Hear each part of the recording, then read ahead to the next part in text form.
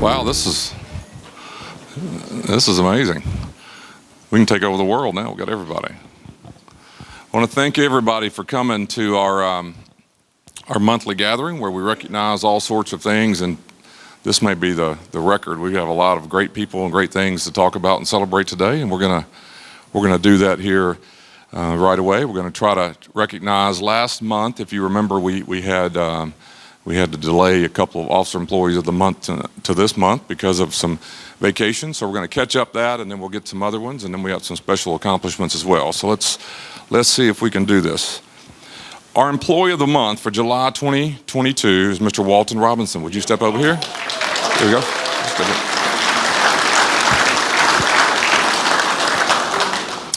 It says, I'm recommending Walton Robinson for Employee of the Month for the initiative, dedication, and teamwork he puts forth as a DDC case manager. He is truly a team player and has an excellent work ethic. He often volunteers to assist other case managers and program managers with daily operational tasks, along with ensuring his assigned restricted housing units receive services weekly.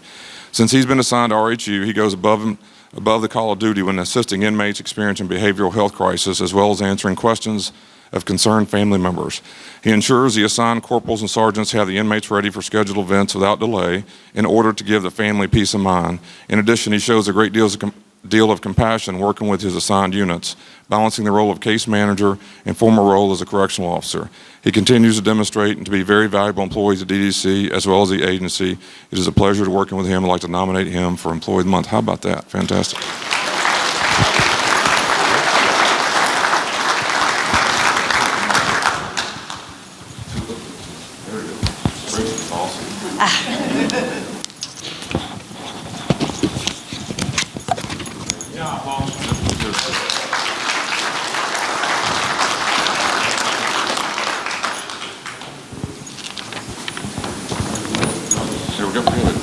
Oh, I'm sorry. Yes.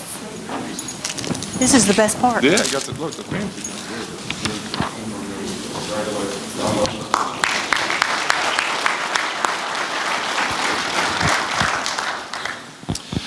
Okay, our Officer of the Month for July 2022 is Mr. Malcolm Meadows. Would you step over here? It says in August, a code green was called at DDC in 3 Bravo. An inmate was in medical distress and medical staff was notified. The inmate's health deteriorated fast. CPR was administered and the medical staff deemed it necessary to call a medcom. Corporal Malcolm Meadows was assigned to ride on the medcom. While en route to the hospital, the inmate's condition worsened. Metro EMS fire personnel were desperately trying to save the inmate's life and ultimately needed Corporal Meadows' assistance. He followed the instructions and started CPR while EMS attended to the inmate's other needs. His training and willingness to do whatever he needed to do to ensure the inmate's survival, and he did. Corporal Meadows demonstrates this willingness not just in this incident, but in any situation throughout his duties and even in his personal life. I believe he's deserving of Officer of the Month, and nobody would doubt that. Congratulations.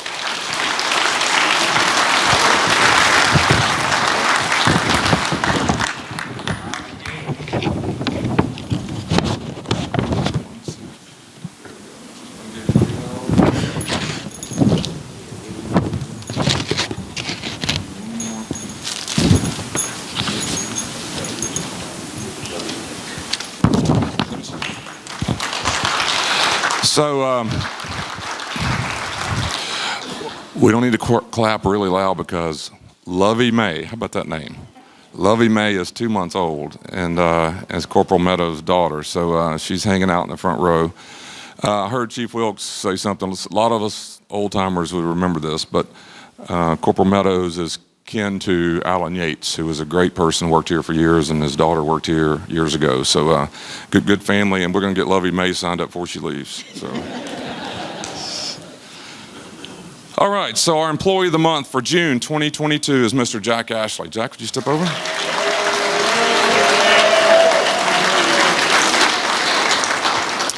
It says, I was at the Juvenile Detention Center as a favor to Administrator Jim Swack to look at their security electronic system.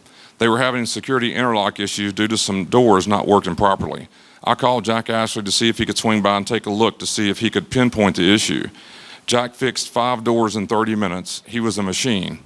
He fixes so many issues that in 30 minutes our staff was blown away. They now have security doors working properly and the facilities are safer because of him. He always answers his phone.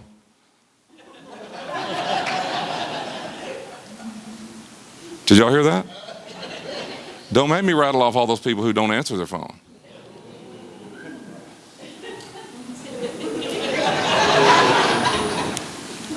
He always answers his phone.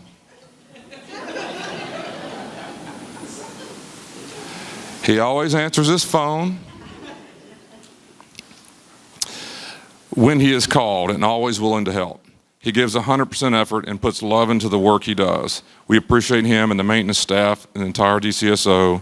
Jack is definitely deserving of Employee of the Month, no doubt about that.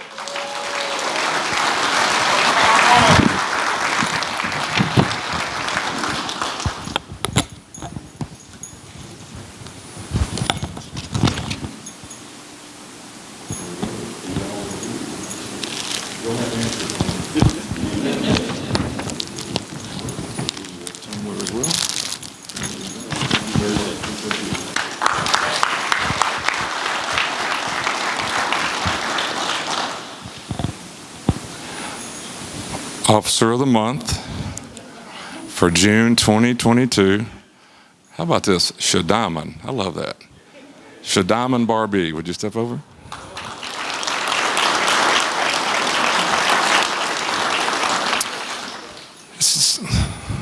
She looks 12, right? She said she applied. She wasn't even old enough to come to work here. I said, "Are you yet?" She's been here 4 years, so.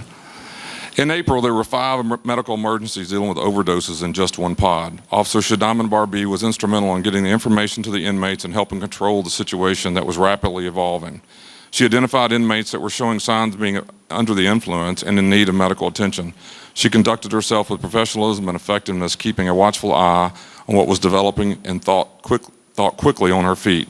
She has been with DCSO for less than a year, but has grown to be an officer to be counted on in high-stress situations. Thank her for her and her hard work, fast thinking, and I feel she's deserving of Officer of the Month, and that was Mr. Barry Kidd. Thank you very much.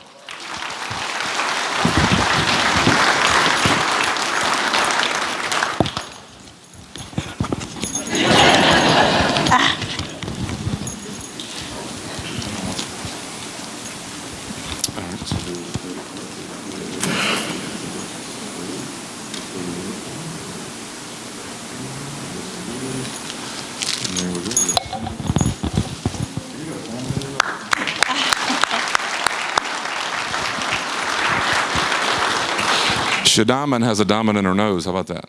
Check that. Looks pretty cool. All right, so we have several groups that we'd like to bring down here and obviously recognize each one of them, but we'll tell the story of what they've all accomplished as a group, if that's okay. I need Corporals Michael Jones, Jeffrey Ohms, Carrie Horton, Sharice Houston, and Heather Ainsworth, if you don't mind.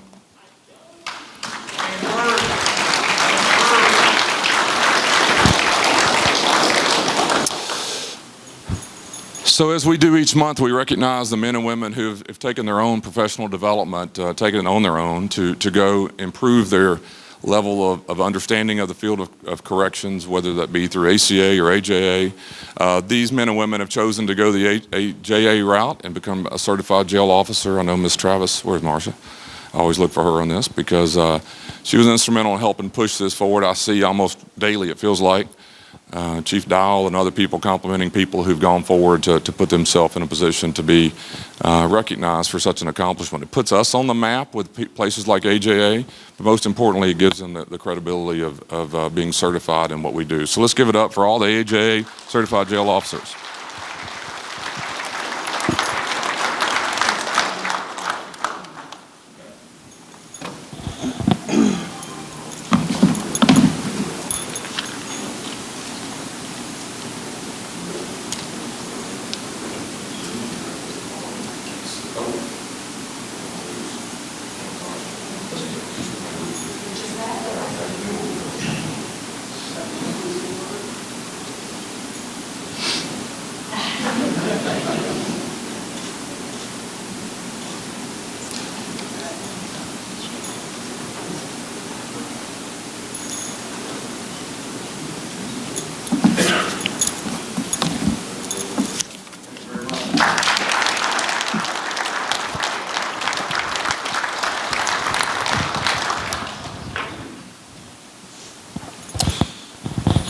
Okay, now I need Corporal Parker and Demos.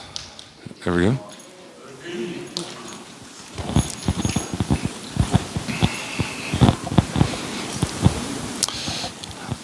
Marsha, what was first? Chief Wilkes, was ACA or AJA first to have a certification for officers? Y'all remember?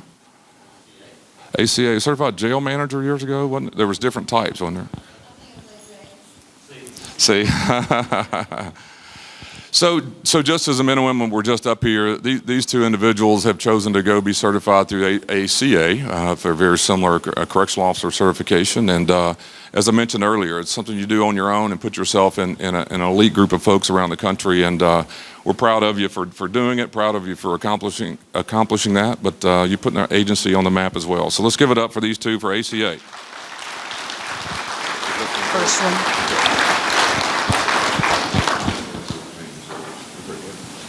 Get y'all to squeeze in, get a picture.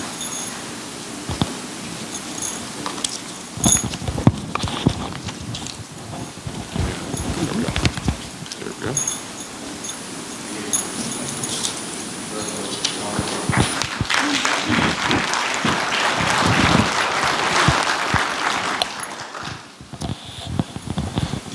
Okay, I need Officers Kelly and Ebert.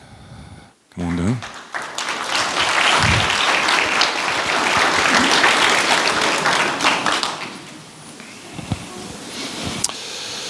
All right, for our outstanding service ribbon for this event. On June, while executing a writ of restitution, Deputy Rodney Kelly and Mark Ebert recovered 3.5 pounds of marijuana, 1 ounce of black heroin, 17,821 pressed fentanyl pills, holy cow, 34 ounces of fentanyl powder, 2.7 grams of methamphetamine, along with drug manufacturing equipment and a loaded AR-15 rifle. They do an outstanding job day in, day out due to the dedication to public safety. Keeping these dangerous drugs off the streets save no telling how many lives. They're not only an asset to the Warrant Division, but to the Sheriff's Office as a whole. I cannot thank them enough for going above and beyond. Per MNPD's press release, a critical and likely life-saving recovery was made. That was written by Tommy Bogle. Give it up for these two.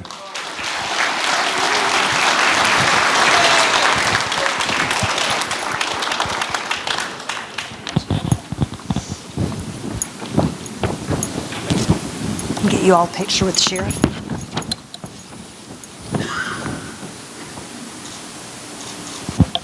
Appreciate you guys. Great job.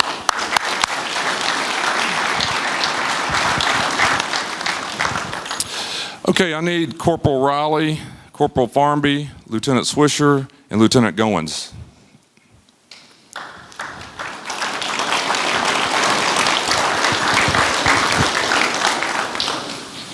Yes. Yes. So some more outstanding service ribbons. June 29th, while assigned to Bravo vehicle checkpoint at Harding Place, Corporal Brendan Riley observed 2 vehicles suspiciously approaching the dumpster by the CSC warehouse. He immediately contacted Corporal David Farmbee and his lieutenants. Corporal Farmbee arrived and found 2 packages filled with copious variety and amount of contraband that were ready-made for smuggling into the facilities via the inmate workers. Lieutenant Joseph Swisher, Lieutenant Jeremy Goins arrived on the scene and photographed, documented, and secured the contraband. The drugs were tested by investigator Jonathan Topper and confirmed to be 5 Xanax pills, 7 Suboxone pills, 1 gram of cocaine, 1 gram of methamphetamine, 30 Suboxone strips, and 112 Suboxone films. If not for Corporal Riley's diligent observation initiative and response, which directly led to the seizure of these items and prevented their distribution amongst the inmate population, avoiding possible disaster within our correctional facilities. It's a fantastic team effort led by all the officers, written by Colonel Kyle McMaster. Give it up for these 4.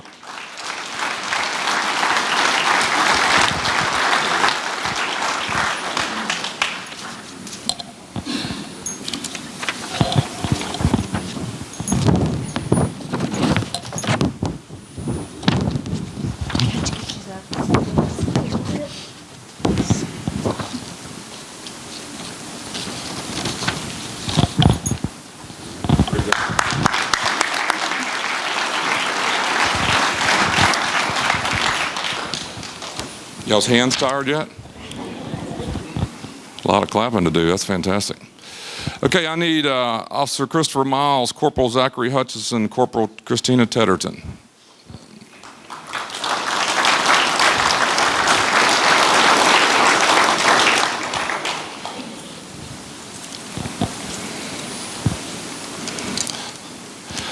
Okay, some more outstanding service ribbons. On June 29th, Sword Officer Christopher Miles, along with Corporal Zachary Hutchinson, Corporal Christina Tedderton, were working mobile command when a car quickly approached. The driver alerted the Officer Miles that her passenger was not responsive and in need of medical attention. He asked if she had taken anything, and the driver stated heroin.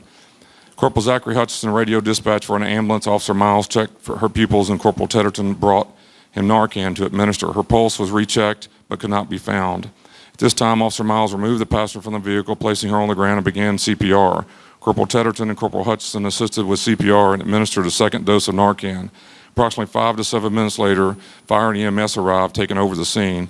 At the time of her departure with EMS, the patient was still unconscious with a very faint pulse.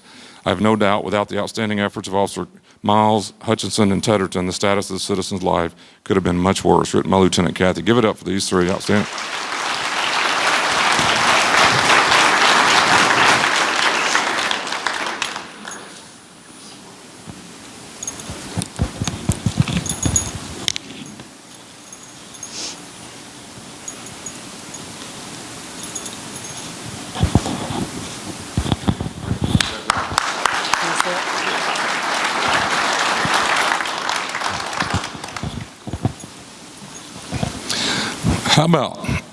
How about that?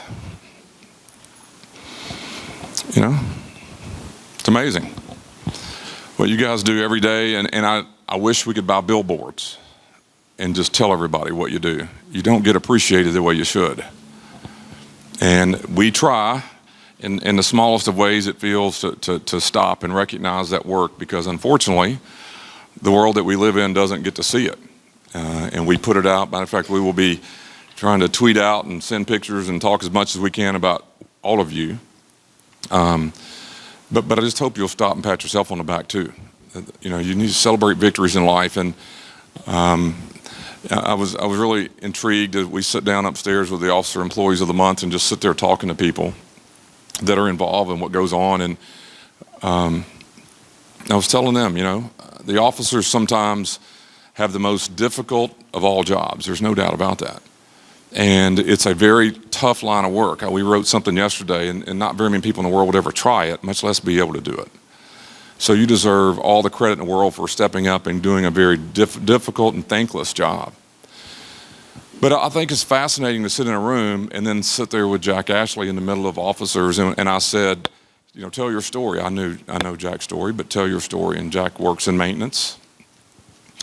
And we were talking about how, you know, Miss Barbee was saying that, you know, the inmates come to her saying, hey, my toilet's clogged up, my toilet's clogged up. And at that moment, the most important person in the world is maintenance. And so we need maintenance to help. The officers, the buildings need maintenance to function. And sometimes in our world, that's even left out. And so Brian Beasley wrote the nomination for Jack Ashley, and even wrote in his nomination how much work and how much potential savings that he was able to help juvenile.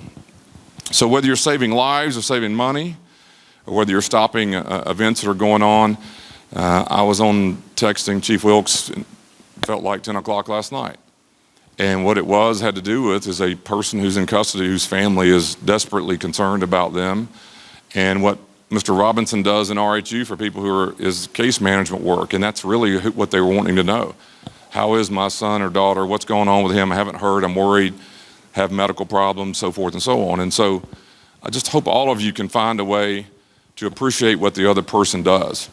I was in here the other day and I was telling people, I like to think of us as a band. And I don't care if you're in maintenance, maybe that's the drummer in the band. Right? The officers might be the guitar players. I don't know. Somebody's got to be a singer. Somebody's got to play the drum. Someone's going to play the piano. And the reason bands break up is because the piano person thinks that the guitar player is not worth it. The singer thinks that they're too big for the band. And they all break up. So just remember, whatever instrument you're playing, We need the other instrument to make the music sound right. And so all of you who do incredible work, the ones that are here, the ones that are out there not getting the credit today, I just hope you'll stop and pat them on the back. Stop and find the person that's helping you do your job. We started this program over 25 years ago, and we want it to be peer-based, where your peers nominate you for stuff you do. We don't want managers really looking for who's doing great work. That's nice. But it's supposed to be about peer-oriented program. You nominate folks who help you do your job or someone who does a really good job. My favorite story is years ago, 20 plus years ago, a person that was nominated for Employee of the Month was a woman named Gail Hickman. You would never know Gail Hickman came to work. I don't think I've ever heard her speak. She'd come in every day, do her job, stay out of trouble, stay out of controversy, stay out of whatever, and went home. And whoever it was just thought that was pretty amazing, because sometimes keeping your mouth shut wasn't easy back then.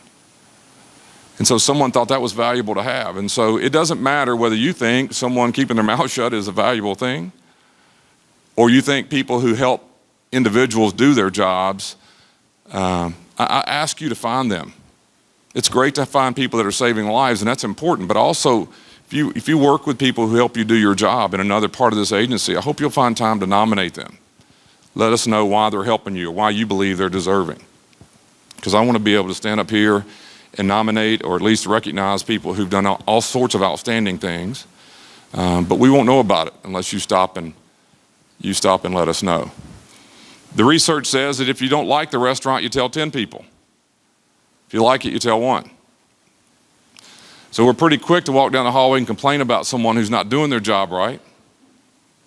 We're not as likely to stop and tell that person that they're doing well. So I hope you'll find those folks that are here doing their work and let us continue to recognize them like we've done today. So one more time, round of applause for all of our honorees and recognize.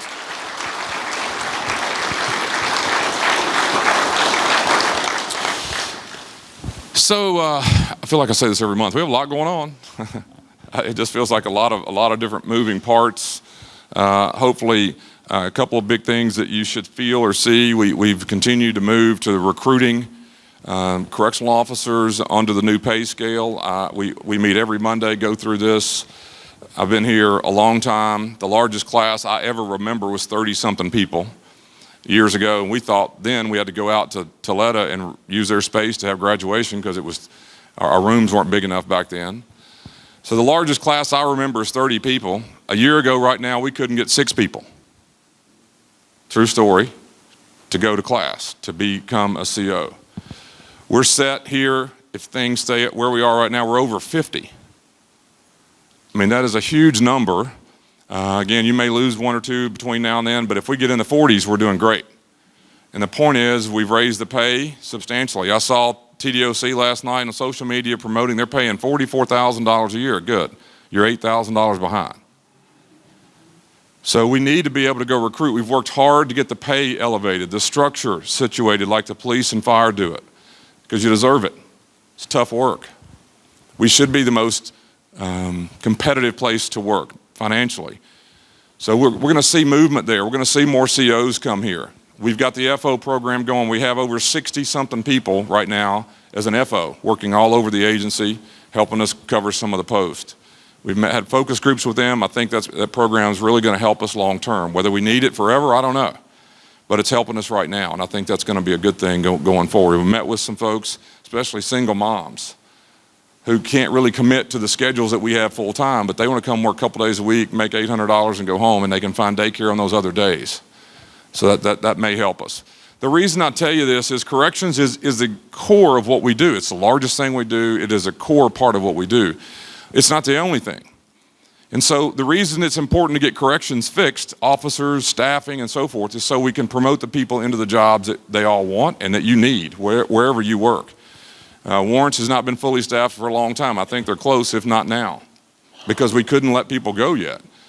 Because we're so short in the corrections world. So we should be getting to a point where I think HR tells me we've got bids on the board every day for people to move in and move around to different jobs. And so I hope you'll find time to do that. I hope you'll find some way to let the staff that are trying to move from your divisions get to where they want to be. That's our ultimate goal. So we have a lot going on. We just did Officer Employee of the Month. We've moved a couple of years ago to where we do Service Appreciation Week. We used to do that in April. We moved it a couple of years ago, I think, to October, or was it last year? Last year to October, so we're going to take a week in October and have Service Appreciation Week. We will have events all week next month, Monday through Friday, and we'll have our awards dinner on Thursday night for folks who are hitting their 5, 10, 15, 20, 30-year mark.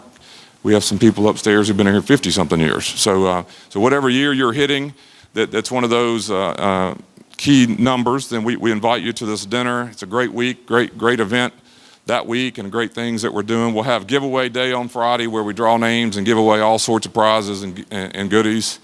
And so that's a fun week, and we're going to do that here in October from this point forward instead of doing it in April. So we're looking forward to that. You'll hear a lot more about that over the next few weeks as we get ready to take on our Appreciation Week events. We've got some things going on. Let me see. Chief West, why don't you?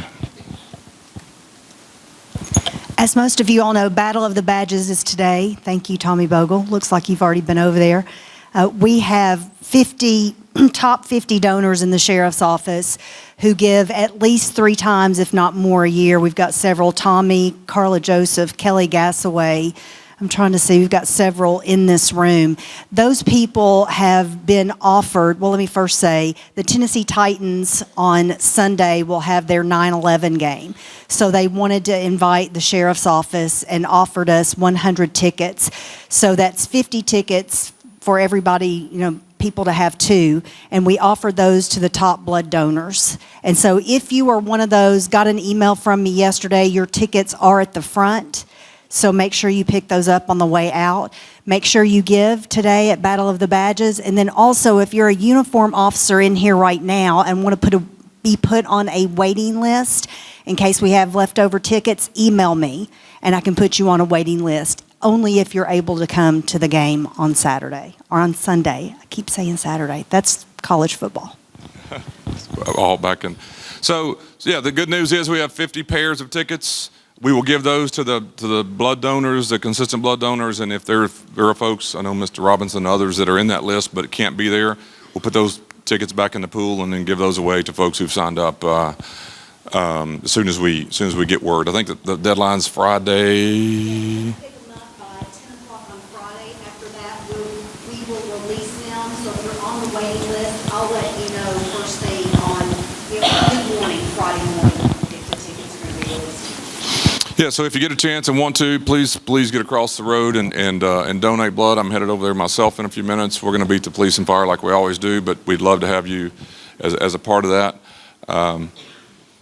Blood drives are important, and we're going to do our best to make sure people get what they need. So, but anyway, that's going on today. Probably read about it. A really close friend of mine has done a lot of work with a lot of people here. Judge Phil Smith passed away. He swore me in on Thursday, passed away Saturday morning. Just a really good person and did great work. Just had sworn himself into a new 8-year term. Was bragging to me, and just that, man, I've just been able to accomplish everything I wanted to in life, and this is my last term. I'm just going to do it 8 more years. And he was just in a great place on Thursday, and smiling and doing everything, and then went to bed Saturday, didn't wake up. So just remember, everybody, you never know what tomorrow is. We all say that. The good news maybe is that there's no suffering, and he's where he needs to be. But with services tonight, I think a lot going on with that today. Some other things bouncing around town, and surely keep them in your thoughts and prayers. I didn't know this. Is Evan Bayless in here? He's sick today. Yeah, this is kind of a cool story, but I saw on social media, I've never talked to Evan Bayless in my life, but Judge Smith handled his adoptions and just talked about how great he was in that process. And I've heard, I had a woman call me that knew him over the weekend and said that his favorite day of the week was adoption day, and he just loved helping people get, and I can only imagine what that would feel like as a judge. So good person, just a sad way for that to go in the last few days. But what else we have going on? Anything else? We had a big week last week. Any Chief Ford? Chief Wilkes? Just want to say thank you for celebrating staff last week for your accomplishment, and I want to thank Floyd for making an effort to get the staff here to join us. Well, thank you. Yeah. No. It was Chief Wilkes' idea on how to get staff here. It's hard to spread something like that out in every building because you're replenishing food, so we decided, but I was tickled to death to see folks in uniform coming in here, and I can't say we'll do that very often just because it was a little different look. It looked like the Princess Diana wedding or something, I don't know. We had boats with shrimp and waterfalls, and bananas Foster make you die for. It's fantastic. How many pounds of mashed potatoes? 120. We had 700 plates that were gone, and I said, well, I don't think that was 700 people. I saw a few plates in one hand a few times, but that's all right. It doesn't matter. We wanted to do something. I want to thank Kelly Gassaway for coordinating all that, and the folks who really did a great job. I think. And just for the record, I'm not trying to be funny, but just so you know, we didn't pay for that out of the sheriff's office. So don't let anyone out there start, well, yeah, down there buying food for everybody. Just we did not pay that out of the budget of the sheriff's office. We did it for you, and I just wanted you to know that more so someone out there who was off that day. My experience in these kinds of things is someone gets their feelings hurt, we don't want them to. But if you hear someone saying something like that, put that rumor to rest, please, that part. Chief Wilkes and Corley and others tried to help get people here. We had a lot of folks come in and out, and I thought it was a fun Friday afternoon. So I appreciate you saying that. What else we got? Chief Hudson, anything? Everybody good? Okay, let's do this. We've got a big crowd. Let's let our honorees get out there first and get some food, because we had them upstairs, and get out in front of us if you don't mind. Let's give it up for everybody who was recognized today. Let's go have some food and fellowship. Let's go.